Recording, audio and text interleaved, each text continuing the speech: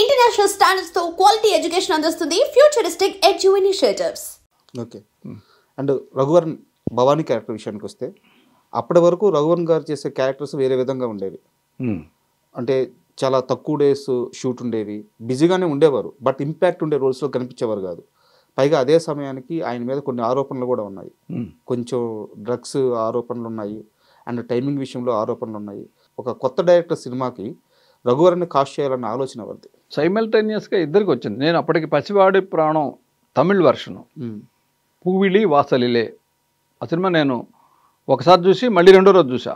కేవలం రఘువరన్ సత్యరాజ్ హీరో దానిలో అంత విపరీతంగా నచ్చాడు నాకు. ఓకే. నేను తన పేరు చెప్తుంటే అతని పేరే నేను అనుకుంటున్నాను నాగేశ్వరరావు అన్నాడు. సో ఫెంటాస్టిక్గా ఉంటాడు అని అంటే వాళ్ళ తమ్ముడిని పిలిపించి, వాడి పేరు సురేష్, అతని డేట్లు కూడా సరిగా అడ్జస్ట్ అవ్వలేదు. ఇప్పుడు అతనికి ఈ నేపథ్యం ఉంది, ఏది కొంచెం ఎక్సెంట్రిక్ మనిషి, డ్రగ్స్ అలాంటివి ఉన్నాయని తెలుసు. మా శివ షూటింగ్ టైంలో కూడా కొంత ఉండేది అది. ఓకే. హిందీ సినిమాకి వచ్చేసరికి అది ఇంకొంచెం ఎక్కువైనట్టుంది. నేను లేను హిందీ సినిమాకి. అండ్ శివ సినిమాకి ఎక్కువ సమయం పట్టింది ఏంటంటే లైటింగ్ చాలా పర్టికులర్గా ఉంటుంది లైటింగ్. సో దానికోసం ఎలాంటి జాగ్రత్తలు తీసుకున్నారు? ఎక్కువ సమయం ఏం పట్ల. గోపాల్ రెడ్డి గారికి చాలా క్రిస్టల్ క్లియర్ ఐడియా ఉంది. అప్పటికి తాను చాలా సీనియర్ మోస్ట్ కెమెరామెన్. రాముతో చెప్పా, గోపాల్ రెడ్డి వద్దు రాము, మీరు వేరే ఇంకో పేరు చెప్పా, హరి హనుమాన్ పేరు చెప్పా. ఎందుకు అలా చెప్పానంటే గోపాల్ రెడ్డి గారు ఎంత బిజీ అంటే కొబ్బరికాయకు వస్తాడు, గుమ్మడికాయకు రాడు, కొబ్బరికాయకు వస్తాడు, గుమ్మడికాయకు వస్తాడు, మధ్యలో రాడు, అంత బిజీ ఆయన. అందుకని మరి షార్ట్ బై షార్ట్ నువ్వే ఆయనే ఉండాలనుకుంటున్నావు కాబట్టి మరి ఉండలేరేమో అన్నా. లేదు నేను మాట్లాడుకుంటాను, గోపాల్ రెడ్డి మన కెమెరామెన్. ఇంకోటి ఏంటి, అప్పటికి గోపాల్ రెడ్డి గారి మీద ఉన్న ఒక అద్భుతమైన ఫీలింగ్ అంటే ఫస్ట్ డైరెక్టర్ ఎవరైనా సరే గోపాల్ రెడ్డి గారు అయితే ఆ సినిమా హిట్. అది రాము సెంటిమెంటల్ నేను నమ్మడు, కానీ అంత కంఫర్ట్ జోన్లో ఉంచుతాడు డైరెక్టర్ని.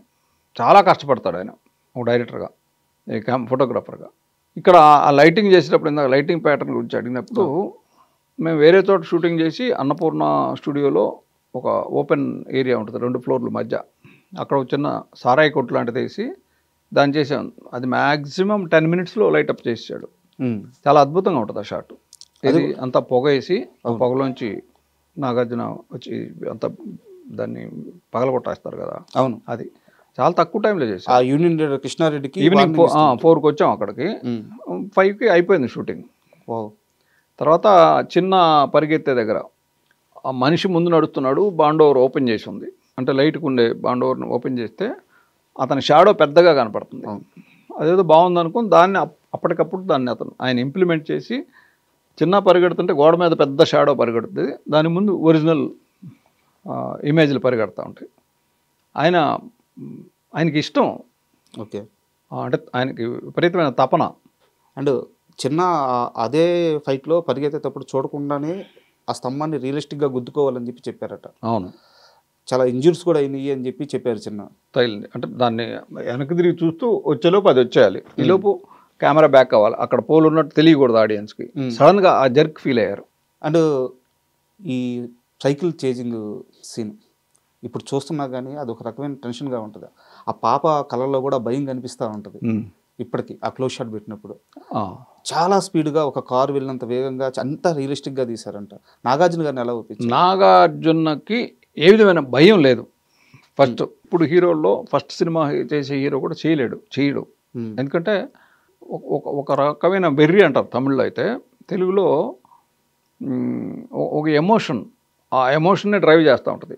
నాగార్జున బలంగా నమ్మాడు ఈ సినిమా రాముకి ఏం కావాలంటే అది చేద్దామని. ఒక జిప్సీని పట్టుకొని దాని స్పీడ్తో సైకిల్ని, తన తొక్కే సైకిల్ని హ్యాండిల్ ఆపడం అనేది చాలా కష్టం. అంతే కదా. ఇంకోటి ఆ సైకిల్ ఈ ముందు బార్ మీద అమ్మాయి కూర్చుని ఉంది, అంటే వెయిట్ పెరిగింది. అయినా కూడా అంటే ఒక్క సెకండ్ కనుక అటు ఇటు అయితే నాగార్జున పడిపోవడం, అమ్మాయి పడిపోవడం చాలా ప్రమాదం జరిగేది. బేగంపేట బ్రిడ్జ్ మీద తీసాం అది. ఇప్పుడు వాళ్ళిద్దరు క్లోజులు కనుక చూస్తే ఇంక మళ్ళీ నాకు తెలిసి అలాంటి సీక్వెన్స్ ఎక్కడ రాలేదు తెలుగులో వరకు. అది రియలిస్టిక్గా చేసాం కాబట్టి వచ్చింది అది. అండ్ తనిఖీల భరణి గారి విషయానికి వస్తే స్క్రిప్ట్ డైలాగ్ అప్పుడు ఆయన బౌండరీ స్క్రిప్ట్ పంపించే విధానంలో తేడా వచ్చి తనికెళ్ళ భరణి గారి మీద రాము అలిగాడు అని చెప్పి తెలిసింది. అలాంటి అలిగిన మనిషిని తీసుకొచ్చి నానాజీ క్యారెక్టర్ ఇవ్వడానికి కారణం ఏంటి? మళ్ళీ వెంటనే ఆ డిసిషన్ చేంజ్ చేసుకొని అతనితో మళ్ళీ ట్రావెలింగ్ ఓకే ఇవ్వడానికి. రాముకి ఏ ఫీలింగ్ కూడా పర్మనెంట్గా ఉండదు. ఓకే, ఇప్పుడు ఈ మనిషి నచ్చాడు అంటే ఈ నచ్చిన ఫీలింగ్ జీవితాంతం ఉండదు, ఈ మనిషి నచ్చలేదు అంటే నచ్చని ఫీలింగ్ ఉండదు, టెంపరీ అన్నీ. అయితే అక్కడ ఏం జరిగిందంటే భరణి చాలా బిజీగా ఉండే రైటరు భరణి. అప్పుడేంటి తను రీడింగ్ ఇస్తాను అంటే రీడింగ్ అక్కర్లేదు, నాకు స్క్రిప్ట్ పంపించేయండి అన్నాడు. స్క్రిప్ట్ పంపించేయండి అంటే తను రీడింగ్ ఇస్తే అక్కడ రాసిన దానికంటే భిన్నంగా చదవగలడు, ఎక్స్టెంపోర్లో కొత్త మాట వస్తుంది. సో అలా ఇవన్నీ మళ్ళీ ఒకసారి చూసుకొని చెక్ చేసుకొని అన్నపూర్ణ స్టూడియోకి పంపించాడు. ఎవరితో అది సివిఎల్ నరసింహారావు లేకపోతే పుచ్చా రామకృష్ణ, ఈ ఇద్దరిలో మళ్ళీ క్వశ్చన్ మార్క్ ఉంటుంది, ఒక్కొక్కరికి ఒక్కో రకం వారే చెప్పారు, తనికెళ్ళ భరణి గారే చెప్పారు సివిఎల్ నరసింహ. సివిఎల్ కానీ పుచ్చా రామకృష్ణ అని ఉండేవాడు భరణికి అసిస్టెంట్గా, బహుశా సివిఎల్ అయి ఉండొచ్చు. తను చెన్నై వెళ్ళిపోతూ అన్నపూర్ణ స్టూడియోలో వాచ్మెన్కి ఇచ్చాడు శివ స్క్రిప్ట్. దానికి రాము కొంచెం ఫీల్ అయ్యాడు. ఫీల్ అయిన తర్వాత మళ్ళీ భరణితో మాట్లాడుతూ భరణిని కలిసినప్పుడు ఒక గెటప్ అంటే నేను ఇలా అనుకుంటున్నానంటే, అయితే ఒక్క నిమిషం ఉన్నాను, తను భరణి డ్రెస్ తెప్పించుకొని వేసుకొని ఒక పాను వేసుకొని ఇలా ఉంటాడు నానాజీగా చూడంగానే ఫెంటాస్టిక్ ఓకే అని అతను అప్పుడు ఫిక్స్ చేశారు. భరణి గారి రియాక్షన్ ఏంటంటే, మీకు అప్పటికి భరణి గారితో ట్రావెల్ ఉంది కదా, చాలా క్లోజ్ భరణి అంటే. అప్పటికి నేను మా సినిమాలకి గౌతమి కాదు శారదాంబక ఆయన రైటరు, దాంట్లో వేషం కూడా చేశాడు. మొన్న అడుగుతున్నాడు రాము గారు నన్ను, భరణికి ఇదే కదా ఫస్ట్ అంటే, లేదు అప్పుడు చాలా సినిమాలు చేశాడు, కనక మహాలక్ష్మి, లేడీస్ టైలర్, మా సినిమా గౌతమి క్రాంతి కుమార్ గారిది, ఇంకా వేరే సినిమాలు కూడా చేశాడు. సో తనకు తెలిసిన భరణి ఇదే సినిమాలో చేశాడు అని అనుకుంటున్నాడు. ఇక్కడ డిఫరెన్స్లు వస్తూ ఉంటాయి. అండ్ నా డౌట్ ఏంటంటే, సినిమా షూట్ అయ్యేటప్పుడు భరణి మీ దగ్గరికి వచ్చి ఆర్జీవి పనితీరు మీద కానీ ఈ సినిమా వెళ్తున్న విధానం మీద కానీ ఎప్పుడైనా డిస్కషన్ చేశారా? ఎప్పుడైనా డిస్కషన్ అంటే నేను రెగ్యులర్గా మాట్లాడి ఇంగ్లీష్ మీడియం అమ్మా మనకెందుకు అనేవాడిని. అంటే భరణి కూడా మొన్న ఎక్కడో చెప్పాడు, ఇంగ్లీష్ మీడియం అంటే ఏంటంటే జనరల్గా అప్పటికి తెలుగులో అసిస్టెంట్ డైరెక్టర్లు అందరూ తెలుగులో మాట్లాడుతూ తెలుగు గురించి కొంచెం అయినా ఇంగ్లీషు మాట్లాడటం అది ఉండేది. మీ వాడు ఒక టైప్ అయ్యా చూడాలి అనేవాడు, తనకేం కావాలో అది తీయించుకునే ఇది మాత్రం ఉంది అనేవాడు. తర్వాత రాము అంటే భరణి కూడా రెస్పెక్టు, భరణి అంటే రాము కూడా రెస్పెక్ట్. ఓకే, తెలుగు సినిమా చరిత్రలో ఎప్పటికీ నిలిచిపోయే షాట్ ఆ సైకిల్ చైన్ షాట్. బట్ నిజం చెప్పాలంటే ఒకరోజు ముందు వరకు అసలు ఆ సీనే కన్జ్యూవ్ చేయలేదంట, స్క్రిప్ట్లో కూడా లేదంట. అక్కడ ఫైట్ జరగాలని తెలుసు కానీ సైకిల్ చైన్ తెంపాలని కానీ దాంతో ఫైట్ చేయాలని కానీ ఇవేవి లేవంట. సో సడన్గా థాట్ ఎవరికి వచ్చింది, ఎలా క్రియేట్ చేశారు? అదైతే నాది అని నేను చెప్పను.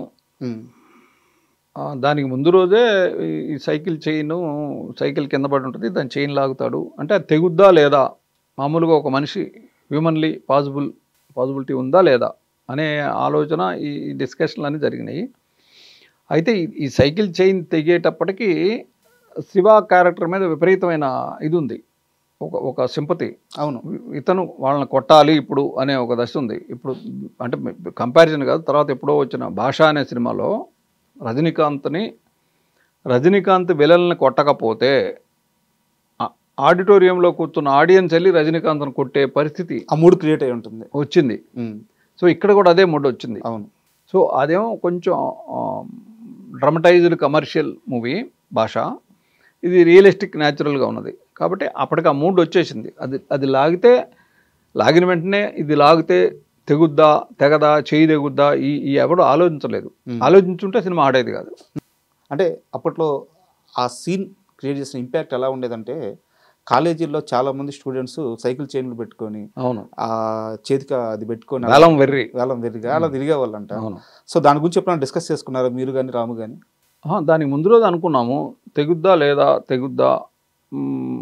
నాగార్జున కూడా కొంత డౌట్ ఉంది, ఇలా లాగితే తెగుద్దా అంటే మామూలుగా అయితే లాగితే కాదు, 10 రోజులు ట్రై చేసినా తెగదు.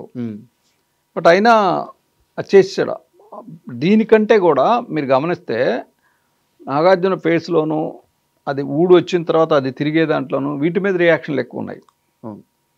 సో దాన్ని ఏమంటారు, దాన్ని మేనేజ్ చేసి ఇలా లాగాడు తెగింది అనే దాన్ని మాత్రం చెప్పి మిగతా రియాక్షన్లు ఎక్కువ చూపించాం కాబట్టి ఆడియన్స్కి తెగింది ఇప్పుడు ఇలా చుట్టుకుంటున్నాడు ఇది మాత్రమే కనపడింది. అందువల్ల అది చిన్న escapism. Subscribe iDream Media. Please do subscribe to iDream. Please subscribe to iDream Media. For best entertainment and information, please subscribe iDream. And don't